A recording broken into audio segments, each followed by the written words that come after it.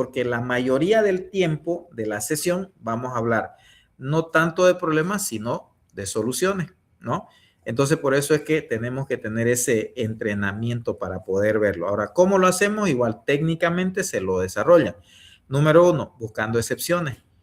Ya lo hemos visto eso, ¿no? En qué momento sucede, en qué momento no sucede. Segundo, en función a esas excepciones, en función a cómo se imagina su vida sin el problema, establecemos metas. ¿Qué exactamente va a hacer cada persona? ¿Cómo va a ser exactamente la conducta de cada persona en función precisamente a las soluciones que la misma persona se plantea, digamos, ¿no? Pregunta. Las preguntas se utilizan en la terapia centrada en la solución como intervención. Igual en la terapia estratégica, pero aquí se enfatiza más.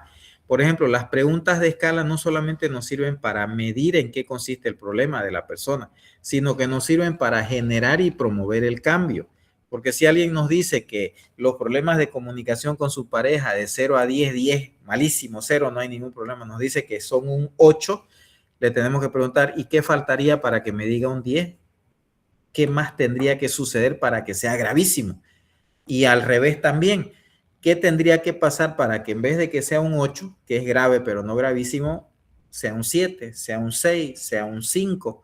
¿Qué tendría que suceder? ¿Cómo tendría que ser la conducta de su pareja? ¿Qué tendría que decir? ¿Qué tendría que hacer? Etcétera, ¿no? Entonces, las preguntas de escala se utilizan como intervención también para promover el cambio, ¿ok? La famosa pregunta milagro, ¿sí? Que ya ustedes saben, preguntarle a la persona de diversas formas, ahí yo les he puesto ejemplos, pero la idea es preguntarle cómo se imaginarían si el problema no existiera, cómo sería su vida y exactamente en qué lo notarían, ¿ok? Para eso, a pesar de que la técnica se llama la pregunta milagro, en realidad nos tenemos que tomar varios minutos o unos buenos minutos, porque son las preguntas milagro, son varias preguntas, ¿no? ¿Cómo se daría cuenta? ¿Qué sería diferente si el problema no existiera? ¿Cómo sería la conducta de su esposo? ¿Qué le diría? ¿Qué haría? ¿Cómo sería la conducta de usted? ¿Cómo respondería usted cuando su pareja haga tal cosa? ¿Qué es lo que dijo ella que haría, digamos, etcétera, ¿no? Entonces son varias preguntas porque tenemos que puntualizar exactamente cómo sería la solución, cómo exactamente la persona puede ver la solución, digamos, que la misma persona está planteando, ¿ya? Entonces, por eso, no es que no se utilizan técnicas para fuera de la terapia, sí se utilizan, pero el trabajo fundamental se lo hace durante la entrevista clínica. Entonces, se enfatiza que esas preguntas sirvan no solamente para definir el problema, sino para generar cambio, ¿ya? Las búsquedas de excepciones, ya les dije también, es buscar los cambios pre-tratamiento, ¿no? Lo mismo, en qué situaciones sucede y no, o no sucede, qué hace cada uno para que no suceda, qué hizo usted, qué pensó usted, qué dijo usted. Así tenemos que ser, o sea, curiosos, ¿no? Es la sana curiosidad en ese sentido. ¿En qué lo notó? ¿Cómo se dio cuenta? ¿Qué hizo su pareja cuando no hubo el problema? Cuando no se pelearon, ¿qué sucedió? ¿En qué lugar estaban? ¿En qué contexto? Y vamos a puntualizar eso que ellos hicieron o eso que no hicieron y que facilitó que el problema no se presente, ¿no? Entonces, y de ahí también podemos diseñar las técnicas que vamos a utilizar para pedirles a ellos que trabajen de una determinada manera. Otra técnica que es dentro de las famosas técnicas llave maestra es la tarea de fórmula de la primera sesión. Se llama así porque es como una fórmula que yo la aplico, como una recetita, digamos, que la aplico todas las veces, en todos los casos, en la primera sesión. Y eso consiste en decirle a la persona que desde este momento hasta la próxima que nos veamos, ¿no? Que se imagine qué de lo que ya le está sucediendo le gustaría que le siga sucediendo. Pero no qué me gustaría que suceda, sino de lo que ya me sucede, qué me gustaría que siga sucediendo, ¿no? ¿Para qué sirve eso? Igual, para que la persona no se centre tanto en el problema, sino se centre en otros ámbitos de su vida en los que no se presenta el problema. Al centrarse en otros ámbitos de su vida en los que no se presenta el problema, ¿no? La persona automáticamente pues va a ver otras alternativas de solución y va a descomprimir la situación relacionada con el problema. Eso ya es favorable al cambio, ¿entienden? Y además, el ponerse a pensar en lo que ya le sucede, que le gustaría que le siga sucediendo, la hace darse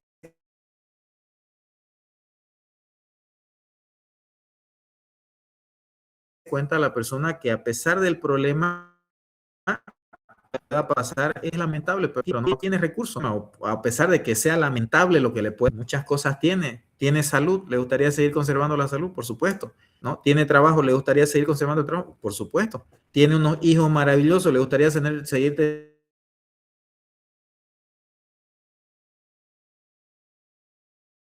teniendo a su hijo, por supuesto. Entonces se da cuenta, pero a través de esa técnica, no verbalizándoselo, se dan cuenta que no sería lo mismo que yo le diga, mire, póngase a pensar, la vida tiene muchos aspectos.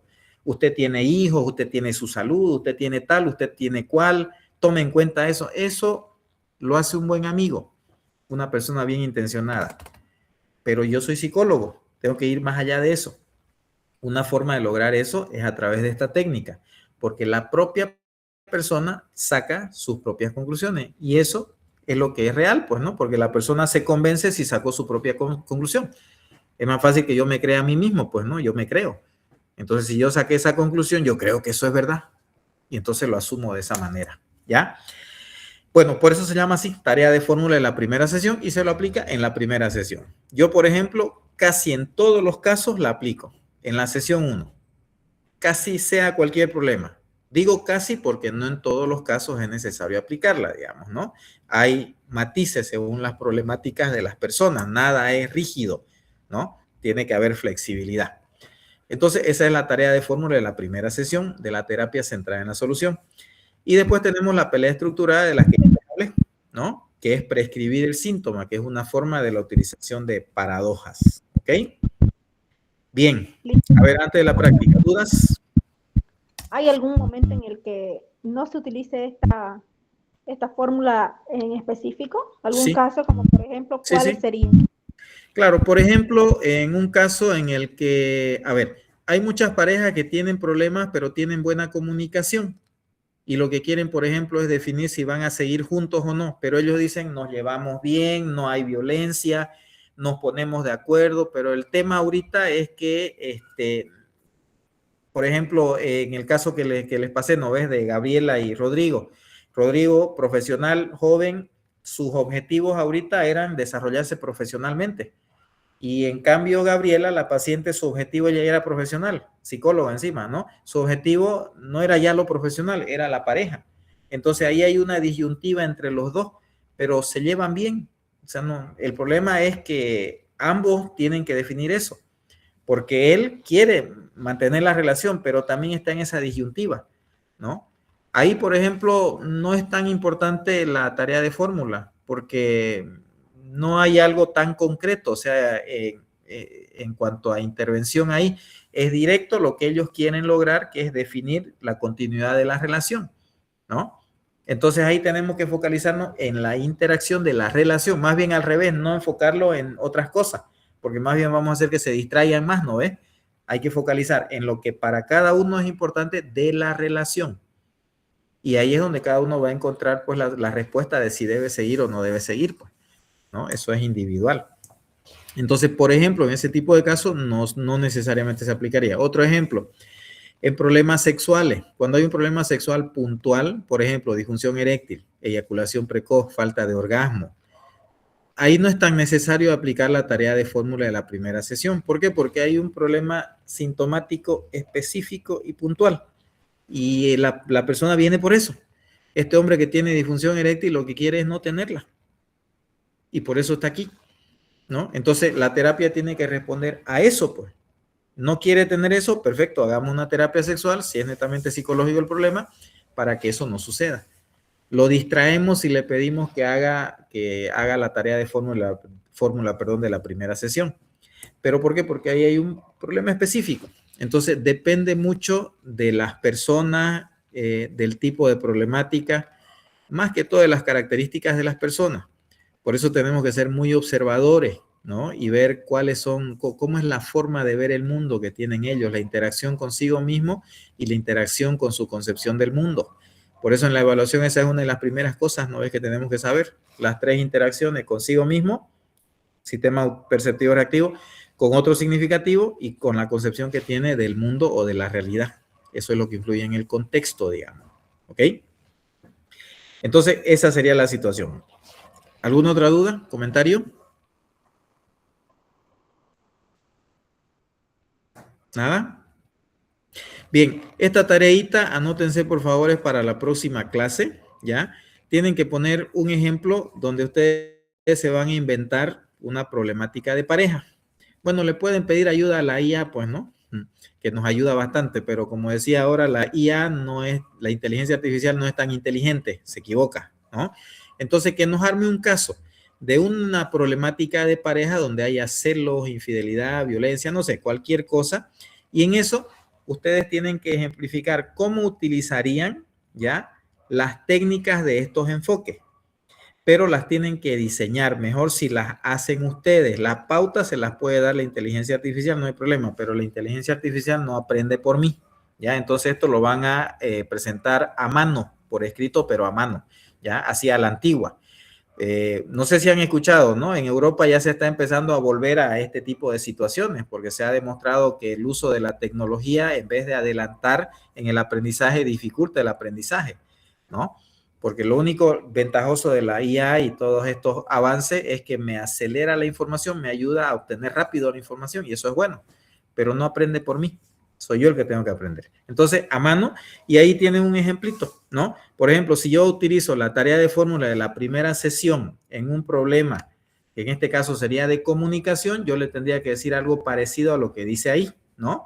Quiero que desde hoy hasta la próxima sesión que nos veamos, ustedes observen detenidamente las veces que se han comunicado sin pelear, las veces que se han comunicado de manera adecuada, ¿no? Y esas veces, si es que ustedes quieren que eso siga sucediendo de la misma manera, que la observen. ¿Qué pasa cuando ustedes no tienen problemas de comunicación? Cuando se comunican bien, ¿qué es lo que pasa? Observen, ¿qué pasa? Fíjense, hacemos que se focalicen en lo adecuado, en la solución, pues, precisamente. Eso sería ejemplificando un hipotético problema de una pareja que tiene problemas de comunicación. ¿Me entienden? La misma técnica la puedo aplicar parecida, pero el contenido diferente en otro tipo de problema de otra pareja, por decir, que tiene otro tipo de problemática. O que tiene, por ejemplo, una pareja con problemas sexuales. Igual, lo mismo puede hacer, pero dependiendo de la situación, dependiendo de cómo describa el problema. ¿Ok? Entonces, esa es la tareita, pero de todas las técnicas, o sea, cada una de las técnicas, pregunta milagro, paradoja, connotaciones positivas, redefiniciones, tarea de fórmula de la primera acción, hacer algo diferente, etcétera. Todo lo que acabamos de ver. Porque aquí terminamos esta etapa. La próxima clase vamos a ver lo que es la terapia narrativa de pareja, ¿ya? Y después de la terapia narrativa vamos a ver la terapia integrativa conductual de pareja, que es una terapia de tercera generación, no es de la tradición sistémica. Y no estoy invadiendo a los cognitivo-conductuales, por si acaso, ya van a ver ustedes que mucho de lo que les estoy diciendo ahora lo vamos a repetir cuando veamos la TIP, terapia integrativa conductual de pareja, ¿ya? Y lo que quiero resaltar es precisamente eso, que lo que es efectivo a nivel terapéutico, al final se llega a definir indistintamente del modelo teórico. En la TIP vamos a hablar nuevamente de intentos de solución, solo que lo vamos a denominar de otra manera, intentos de control. Es lo mismo, pero es de otra manera, desde otro enfoque, perdón. Vamos a volver a hablar de las paradojas, ¿no? Vamos a volver a ver metáforas, ¿no? El uso de metáforas en terapia. Lo vamos a ver igual, ¿no? Y eso viene de una tradición, imagínense, de Burroughs Frederick Skinner, de allá viene. Nada que ver con Gregory Bateson, nada que ver con Milton Erickson, o sea, es una tradición totalmente diferente, fundamentos teóricos totalmente diferentes, pero al final llegan a cuestiones muy similares. Esos aspectos similares de distintos enfoques teóricos son pepitas de oro. Esa es la clave para la solución de los problemas humanos, en este caso los problemas de pareja. ¿Ok? Entonces, esa es la idea. ¿Dudas, preguntas, comentarios, críticas, anécdotas, ataques deliberados? ¿Mm? Listen, ¿Sí? ¿Iván? quería pedir un favor, Listen. ¿Será que yo podría presentarlo de manera escrita en computadora la tarea? Disculpe, para mí es más práctico por el tema ¿Por qué es más visual para la práctico, escritura Iván? a mano. Porque no sé si se ha percatado en los reportes de lectura en cuestión de la letra. O sea, lo digo por eso. Ya, no hay problema. No sé si... Hágalo a mano nomás y lo que sí puedo hacer es que cuando me lo entregue la próxima clase, ese mismo rato lo revisamos y ese mismo rato usted me lo lee, no hay ningún problema. Ya. ¿Ya? Eso podemos hacer, Ok, no hay problema. ya. ¿Listo? Ya, perfecto. Bien. ¿Alguna otra duda o comentario, muchachos? ¿Queda claro? ¿Cómo debo interpretar ese silencio? Ya. Todo claro, Lilvin. Muy bien. Perfecto. Ya.